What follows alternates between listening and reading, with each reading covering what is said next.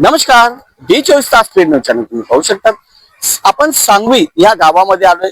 जोयदार आणि सिंबल्या या या गावातील हे जे पंच तुम्ही बघू शकता, या ठिकाणचे जे पंच आहे आणि ह्या ठिकाणचे जे पंच आहे, हे दोघी पंच ह्या ठिकाणी उपस्थित आहे। यांचा भूमिका अशी आहे की ऋणी परंपरानुसार एखादी मुलगी जर एखादी मुलाने घेऊन गेली तर त्यानुसार त्याची काही दंडाची रक्कम देण्यात यावी असं देखील म्हणणे।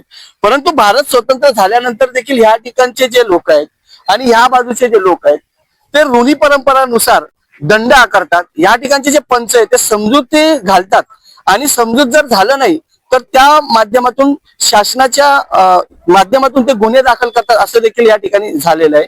या ऋणी परंपरा कधी बंद होणार हा देखील प्रश्न या ठिकाणी निर्माण आहे। या ठिकाणी मुलाचे आई वडील आहे आणि ह्या ठिकाणी मुलीचे आई वडील या ठिकाणी उपस्थित आहे। यांच्या माध्यमातून ही चर्चा चालू आहे की नेमकं प्रकरण काय, आपण हे जाणून तर घेऊया। परंतु भारत स्वतंत्र झाल्यानंतर देखील आज आदिवासी पट्ट्यामध्ये मुलींच्या संदर्भामध्ये हा मोठा गैरव्यवहार या ठिकाणी होत आहे।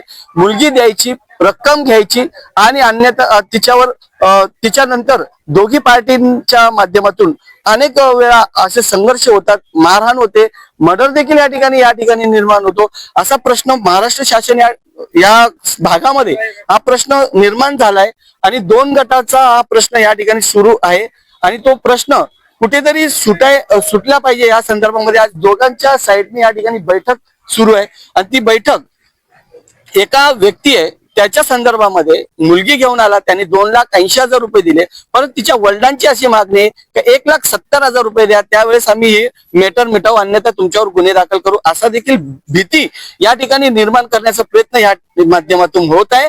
आणि ही परंपरा कुठेतरी बंद केली पाहिजे, कारण आदिवासी समाजाचे मुलं असतील व महिला असतील हे या ठिकाणी उपस्थित आहे।